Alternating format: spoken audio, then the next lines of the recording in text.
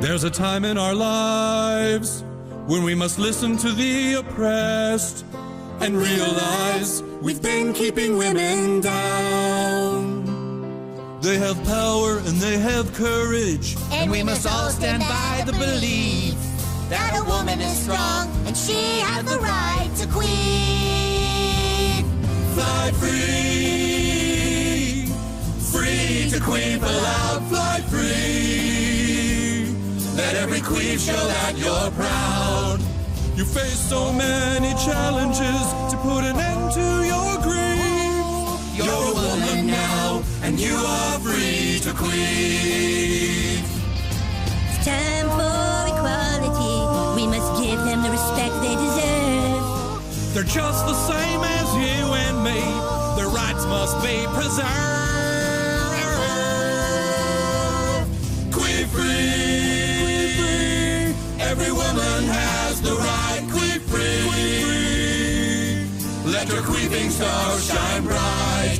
You are woman, hear you roar. Queen free. Queefing too loud to ignore. Queef a little each day and let your soul take flight. Ah, queen free.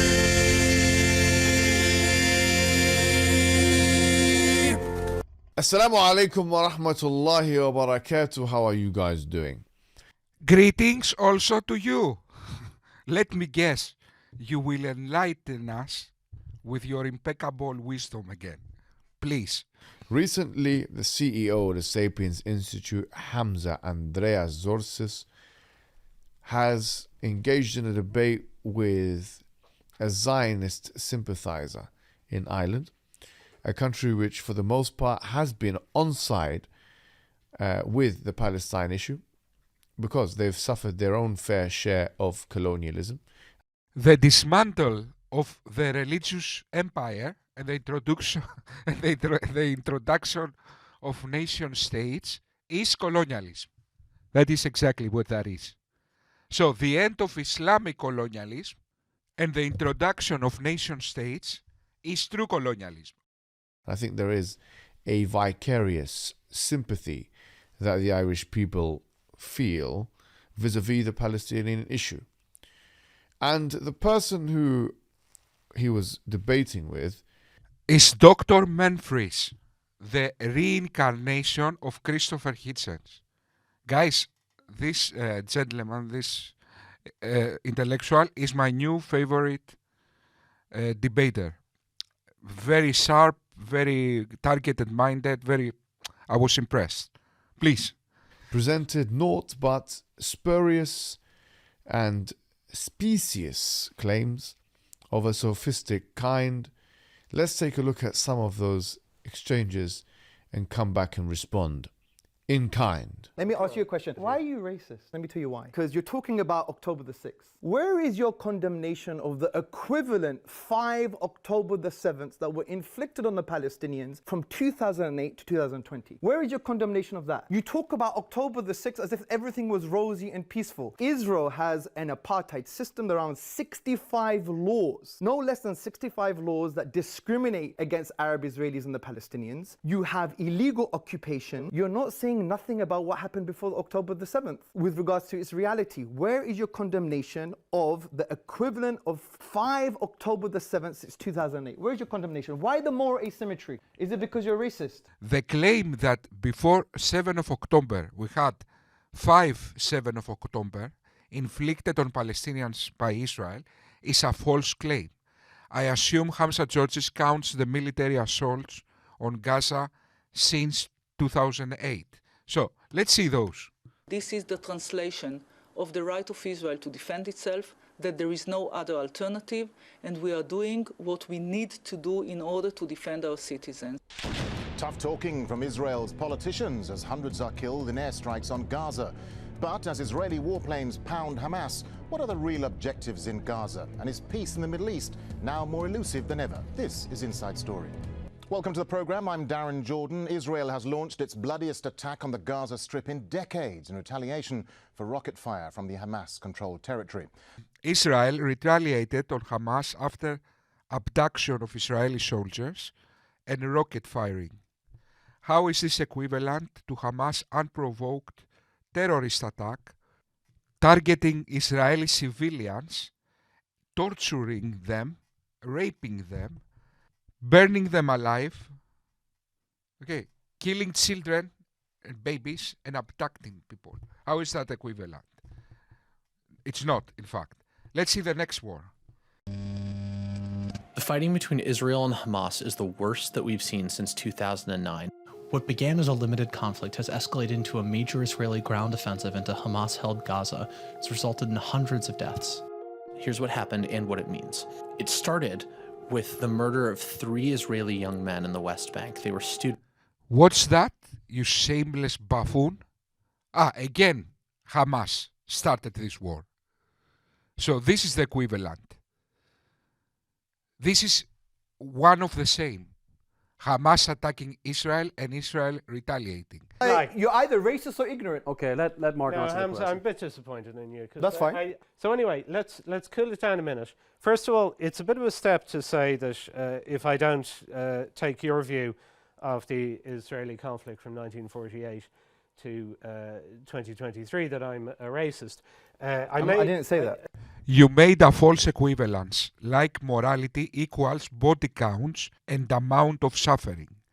If that was the case, Muhammad, the Prophet of Islam, who killed hundreds of people and ordered assassinations and so on, is worse than John Wayne Gacy, that used to dress like a clown, torture, rape, and kill children.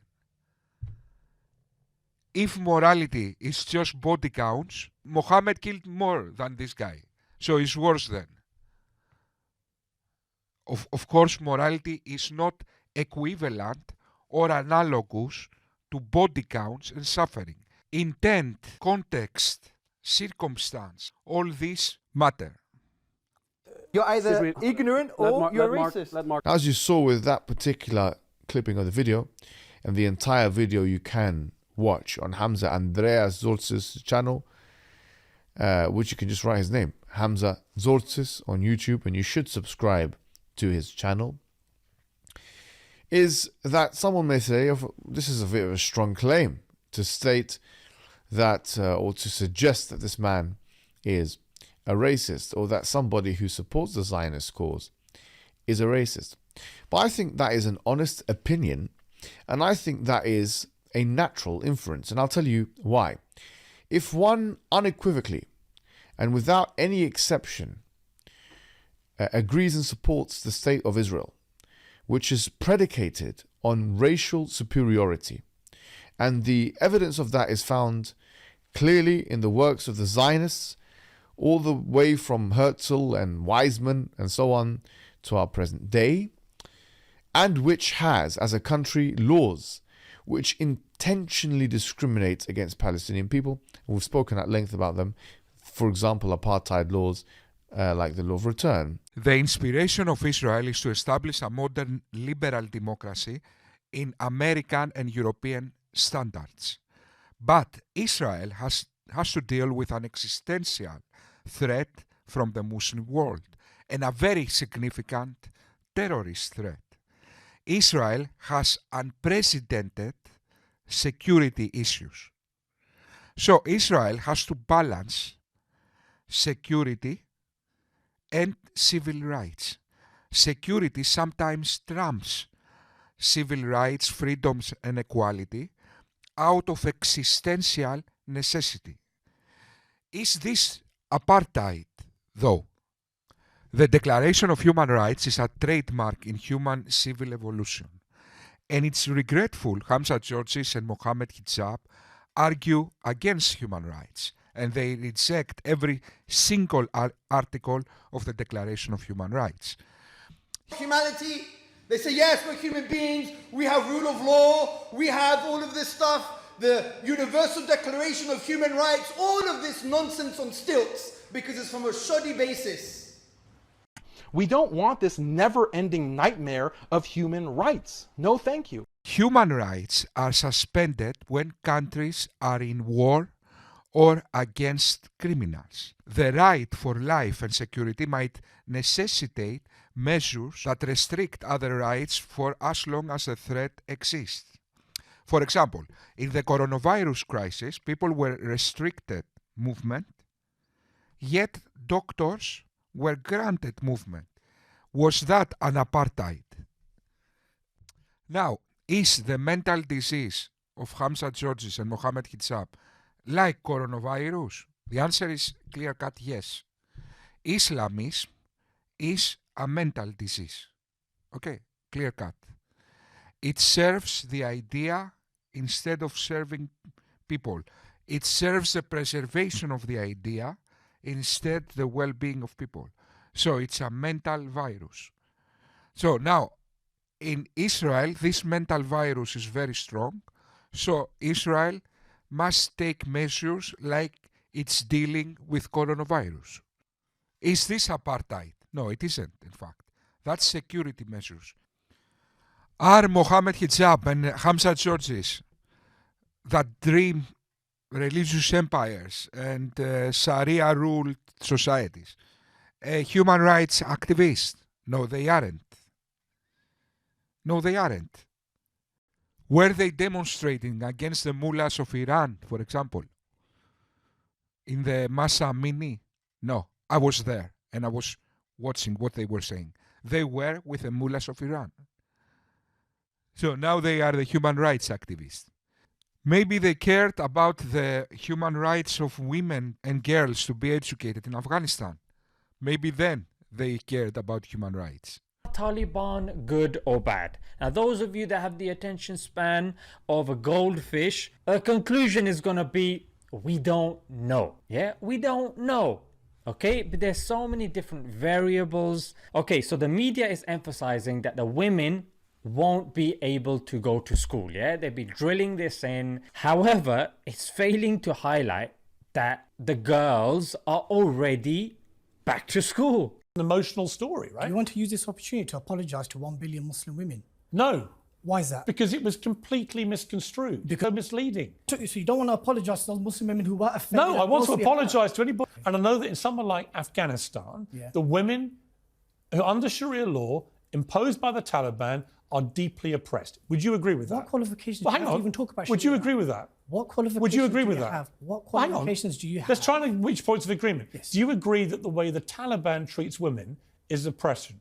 I'm going to answer your question. Can you answer it? I will answer your question. Well, answer it. But I want to know why. Well, don't answer supplementary first. But answer my question.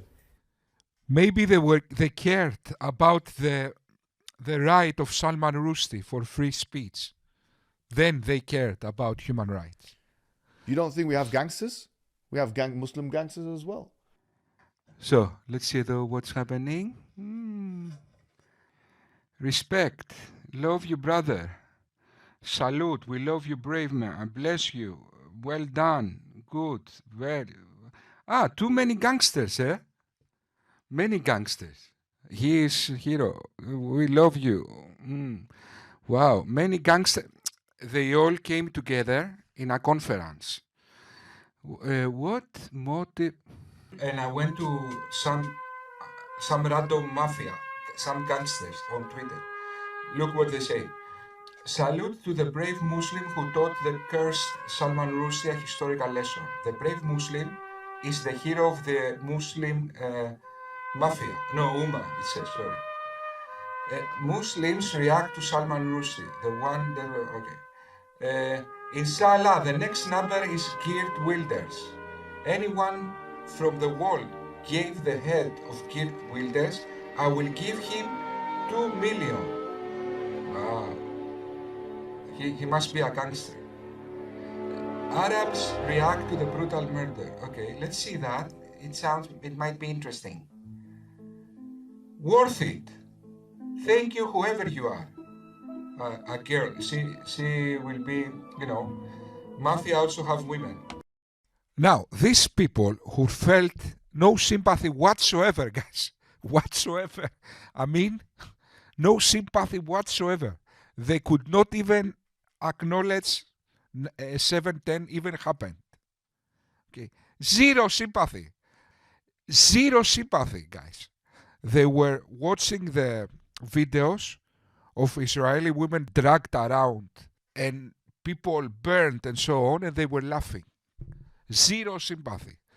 So these people now that all year long argue against human rights, they want Hamas to take over Israel, a theocratic dictatorship, ISIS dictatorship, that kills their opposition, that oppresses women, totally racist, genocidal regime. They want Hamas to take over Israel. Now, these people make humanitarian arguments against the secular democracy of Israel, the only democracy in the Middle East. Really, seriously now. Mohammed Hijab, seriously now. Then this is a natural inference, because it is a prerequisite for believing in these kinds of laws or supporting entities which advocate and or impose laws like this to actually believe or accept or acquiesce or placate somehow this idea of a racial superiority or inequality of some kind. And that's racism, where you are prioritizing and exceptionalizing. Hello, I'm Mohammed Hijab. When I'm not in classrooms lecturing against human rights, I become a humanitarian. Because people have the memory of goldfish. Cannot remember what I did a few days ago. My friend, all Islamists have the memory of a goldfish. The rest of the world have memory more than 5 seconds. Mohammed Hijab, you humanitarian. Yes, you deserve the Nobel Peace Prize. The Nobel Peace Prize. Okay, guys, this will be the end. This is the end of the first part of my response. In the next part, I will address the arguments of Dr. Humphrys, who were very, very nice arguments. And now I was carried away with the comedy of Mohammed Hijab. So, yes, I didn't address any argument. Please watch my second response. Thank you very much.